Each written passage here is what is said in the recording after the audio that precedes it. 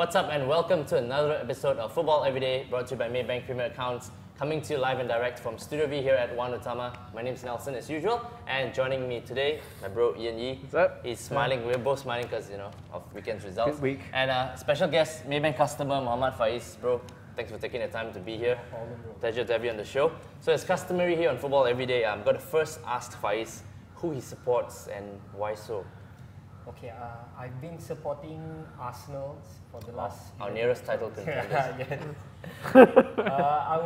Before that, I didn't really watch football. I just watched the occasional World Cup, things like that. But one day I was watching a game and I saw Overmars ran from the middle of the field down to the empty side of the left side of the pitch, and the way he just ran for the ball and he went inside and scored, well, I just fell in love with the game, and he just made me fall in love with Arsenal. Right, great stuff. Mars. Okay, Ian, bro, great to have you back with us. How was your footballing weekend in general? It was great watching Liverpool get bossed around a bit. Yeah. Okay, I mean, that sets us up nicely for a look at the weekend's notable results. Starting with Arsenal's gritty 2-0 win over West Ham. Faiz, bro, I mean, they got that early goal, right? You know, but things could have gone a bit wrong if Almunia hadn't saved that penalty, you think? Yeah, well, Arsenal have this thing where if everything clicks and they play well, I know it sounds cliche, but when everything just falls into place, as you see in the first goal, it was beautifully set up. There was a movement off and off in the ball, and they scored a beautiful goal. But then they just start a lapse in concentration, and results in a red card and the penalty. And we got the second goal from the penalty, but things like that might change for the worse if Arsenal don't take steps to handle it well.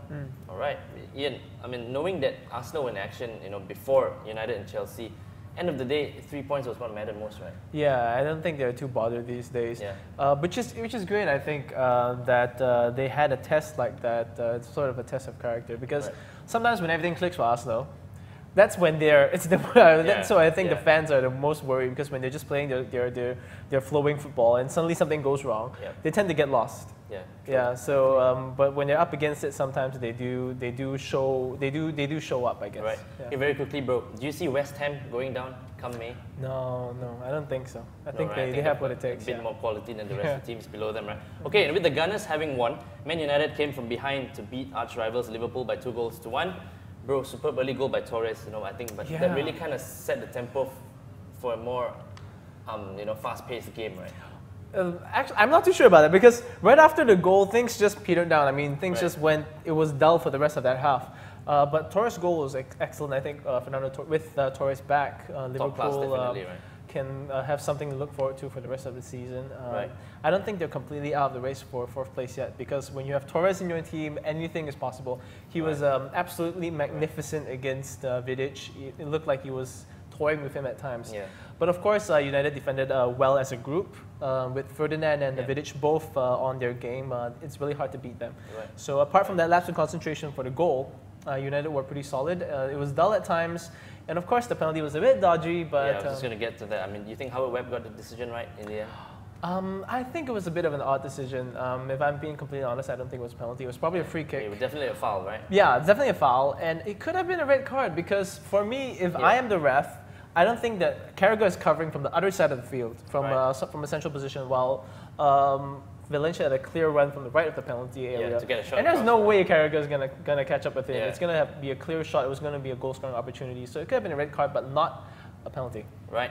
Hey Faiz, I know you wanted Liverpool to win as an Arsenal supporter, but do you think? What did you think of both teams' performances on the night? And did United deserve the win in the end? Well, my personal opinion was United did deserve to win, especially because the way Park played. I thought he was like an inspiration. Putting him in the middle of the field was just like opening him up to new aspects to his game, and just made things easier for Man United. Right. Yeah. He's a big game player, right? Yeah, I was just writing on my blog that if United can keep Park fit for the rest of the season, and he continues in this vein of form, he's gonna be a real handful for opposition defenders. And with his ability to play all across midfield, he's gonna be indispensable for United. All right. Okay, and just to close up our first segment real quickly, Ian, we know that after United's result, Chelsea could only manage a 1-1 draw against Blackburn. So how detrimental could that be for the Blues, in what you think has been a miserable week for them, right? The great thing about Chelsea is that they always bounce back. I mean, people talk about United being that way, but when Chelsea do it, they're just like, oh, they're a consistent team. But they do bounce back really well, and people like Drogba and Lampard, they're always up for a game. They're always up to show what they got. John Terry, he hasn't been playing too well, but with Drogba in your team and players like Lampard, they always show up. They always give their best, and they do have an ability to turn games around. So they should still push United. They will still be there, right? I think so. Okay, great stuff, guys. But hold on to your thoughts, because it is time for our first break here on the show. But we'll be right back with more football chat and banter right after these messages. So stay tuned to Football Everyday, brought to you by Maybank Premier Accounts.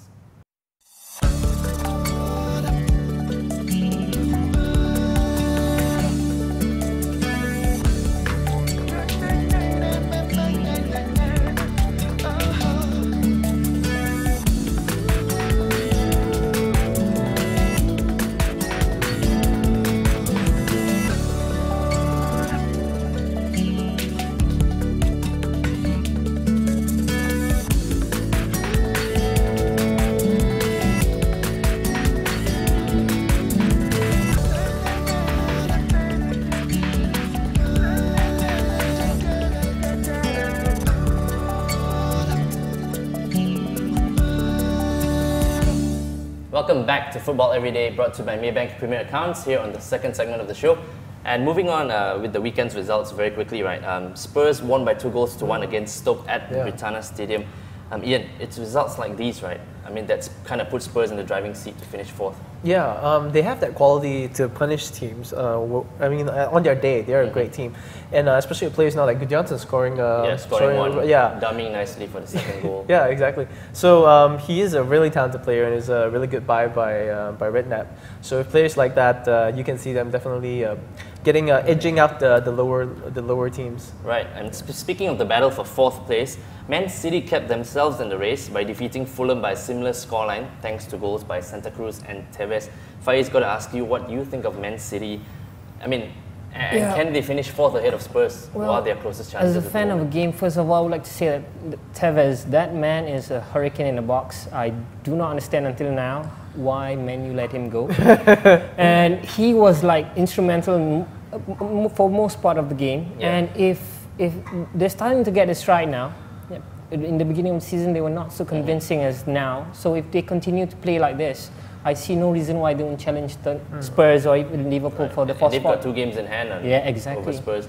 And they've got to play Spurs at home, I believe. But Ian, speaking of fourth, would you say that teams like Aston Villa and Liverpool are now out of it? I wouldn't say Liverpool is out of it because, like I mentioned earlier, I think with Torres, anything is possible. If you can get him fit for the rest of the season, they could very well win every game. You'll never know. Right. Because, but that's what Torres and even players like Steven Gerrard can do to any opposition.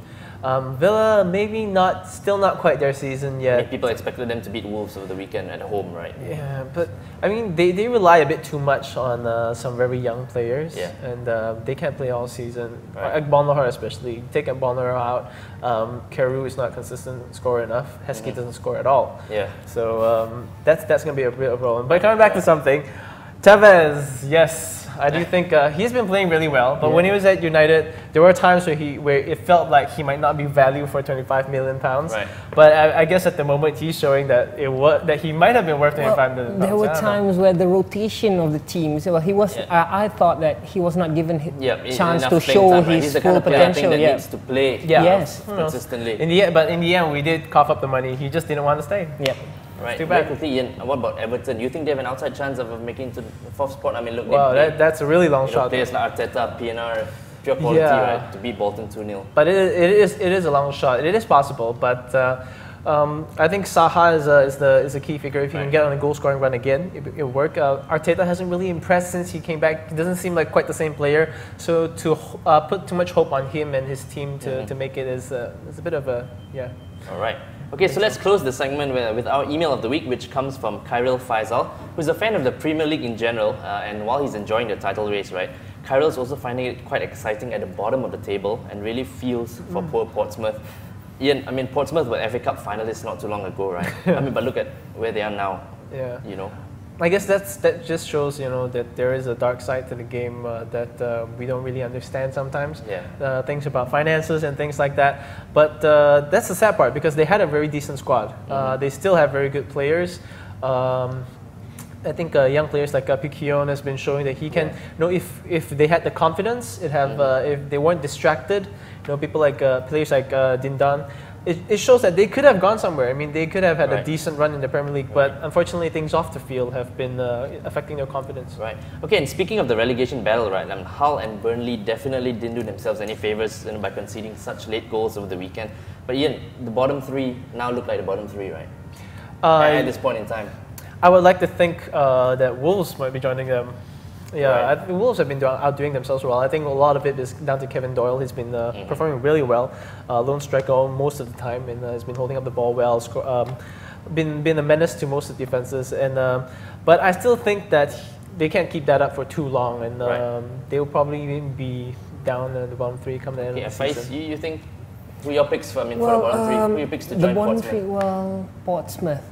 Yeah, Portsmouth definitely. Well, yeah, okay. They're gone. I'm not really sure, but I think that the bottom two would remain the bottom two. Yep. Yeah, Just but, Hull and Portsmouth. yeah, well, just Burnley an outside chance. Yeah, well, I would like to see them stay, but unfortunately, bro, things going as they are. Changing managers, you know, at this point of the season was really bad for them. So. Okay. Alright, for that great email, Carol, you've picked up a nice prize courtesy of Football Every Day. If you're a Maybank account holder as well, you'll also take home a Maybank pack consisting of a Maybank bag and an Adidas Premium. To write to us, football@thestar.com.my is the email address. Time for our second break here on Football Every Day, brought to you by Maybank Premier Accounts. So do stay tuned and keep it locked on to the show, as we'll be right back with more football chat and banter real soon.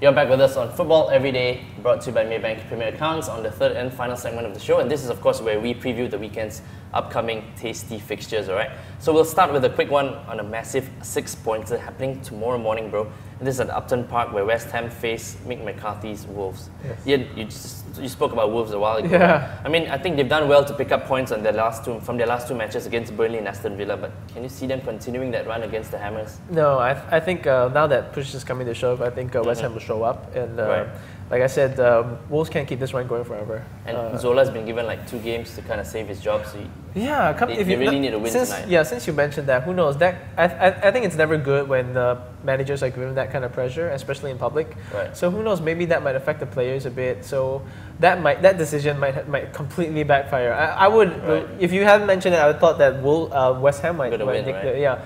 But with that kind of pressure, who knows? You know, who knows how they'll respond? Right. Okay. And on Saturday, right, Birmingham welcome in from Arsenal. Yeah. Hang on. Yeah. I mean, yeah, Birmingham's levels have dropped a bit of late, you know, but at St Andrews, they're a real difficult team to beat, right? Yeah. I think like McLeish has done a good job with that squad, building it from defense, you know, building it from the back, and that's what gives you consistency. Right. So once they get that consistency going again, they steady the ship, and they'll be fine. And you're secretly hoping they do us a favor, right?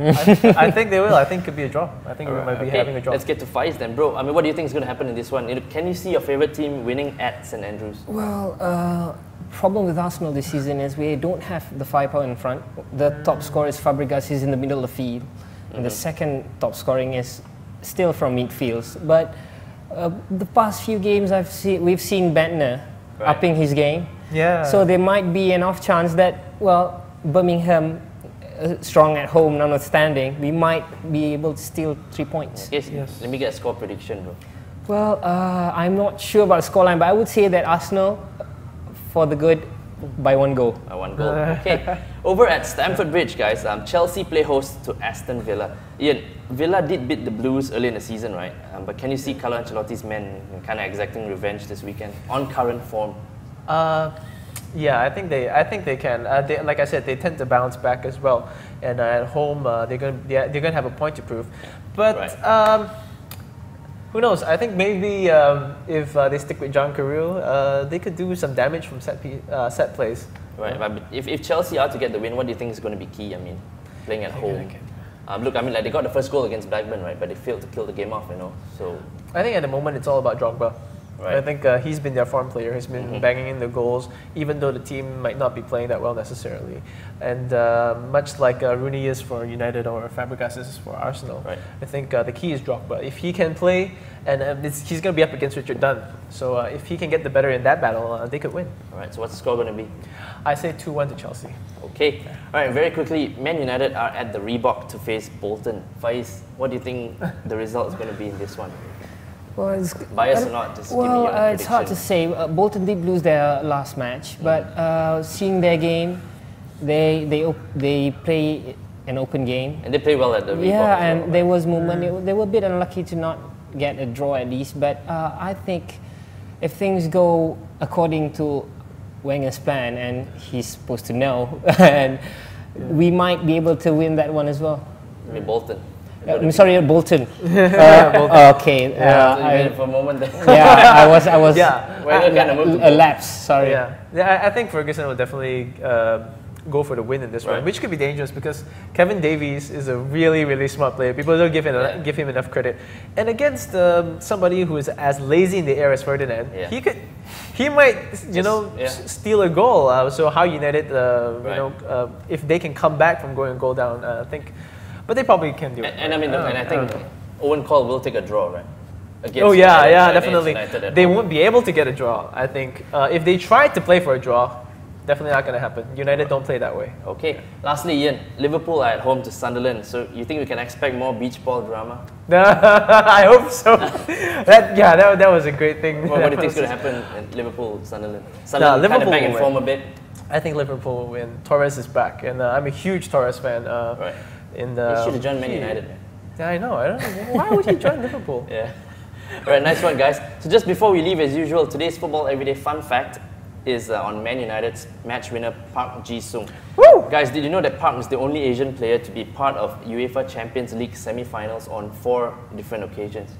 So Ian, Asia's best at the moment, undoubtedly, right? I kind of thought that he'd be the first Asian to be in the Champions League semi-finals. There's more than one. Yeah, there's more than one, man. Oh, okay. Wow, maybe like some Egyptian player, right? I guess I don't know. But Park is. Egypt is considered African, right? Whoops. Park is an amazing player. I have United fans, fellow United fans who think that he's crap. But I've always been a huge fan of Park. He keeps the ball really well. He's a very intelligent player. He keeps the tempo of the game going. Whenever he plays, the team around him plays. He's a real hard worker as well. Never stops working. Yeah, it's like having 2 players for the price of one. Yeah. And bro, I think he's kind of like Ole Gunnar Solskjaer as well. I mean, look, he doesn't complain. He asks. He does what he's asked to and stuff, right? Gets on with the job. That's why the fans love him. Yeah. All right. Hey guys, great having you on the show. Faiz, thanks a lot for being here. Nice to be here. Taking time, bro. Pleasure as usual. Well, that's about all the chat and banter on football that we have for you this week. So until we see you next week, do enjoy your footballing weekend. And it's ciao from us here on Football Everyday, brought to you by Maybank Premier Accounts. So we'll see you soon. Nice one, guys. Easy right there.